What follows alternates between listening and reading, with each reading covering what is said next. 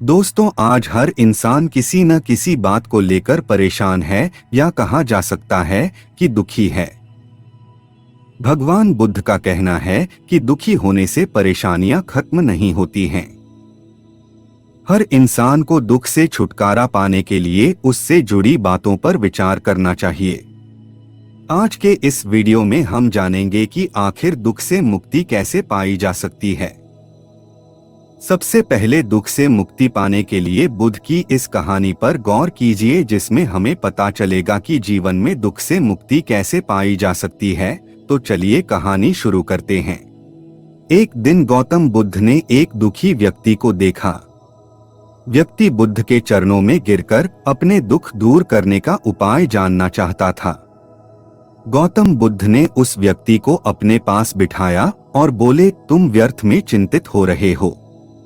सुख दुख हमेशा नहीं रहते। मैं तुम्हें एक कहानी सुनाता हूँ, ध्यान से सुनो। किसी नगर में एक सेठ रहता था। वह बड़ा ही उदार और परोपकारी था। उसके दरवाजे पर जो भी आता था वह उसे खाली हाथ नहीं जाने देता था और दिल खोलकर उसकी मदद करता था। एक दिन उसके यहाँ एक आदमी आया। उसके हाथ में एक पर्चा था जिसे वह बेचना चाहता था। उसके पर्चे पर लिखा था, सदा न रहे।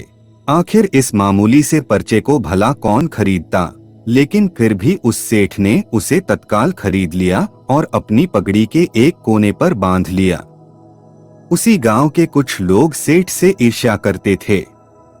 उन्होंने एक दिन राजा के पास जाकर उस सेठ की शिकायत कर दी, जिससे राजा ने सेठ को पकड़वाकर जेल में डाल दिया। जेल में काफी दिन निकल गए। सेठ बहुत दुखी था। आखिर बेचारा करे तो करे क्या, उसकी समझ में कुछ नहीं आ रहा था। एक दिन सेठ का हाथ पगड़ी की गांठ पर पड़ गया।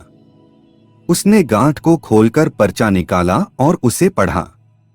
पढ़ते ही उसकी आंखें खुल गई, जिसमें लिखा था, सदा न रहे।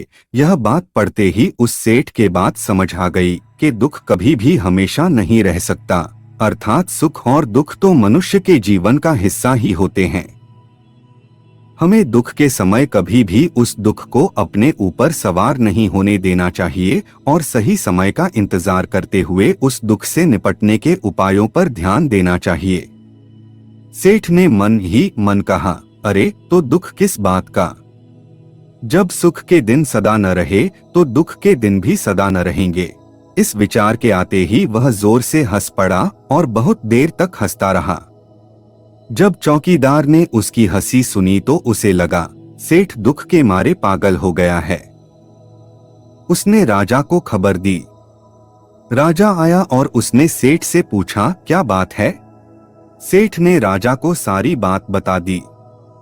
उसने कहा, राजन, आदमी दुखी क्यों होता है। सुख दुख के दिन तो सदा बदलते रहते हैं। सुख और दुख तो जीवन के दो पहलू हैं। यदि आज सुख है तो हो सकता है कि कल हमें दुख का मुंह भी देखना पड़े। यह सुनकर राजा को बोध हो गया। उसने सेठ को जेल से निकलवाकर उसके घर भिजवा दिया। सेठ आनंद से रहने लगा, क्योंकि उसे ज्ञात हो गया कि सुख के साथ साथ दुख के दिन भी सदा नहीं रहते। कथा सुनकर व्यक्ति के मन का बोझ हल्का हो गया। उसने गौतम बुद्ध का आशीर्वाद लिया और अपने घर की ओर चल दिया।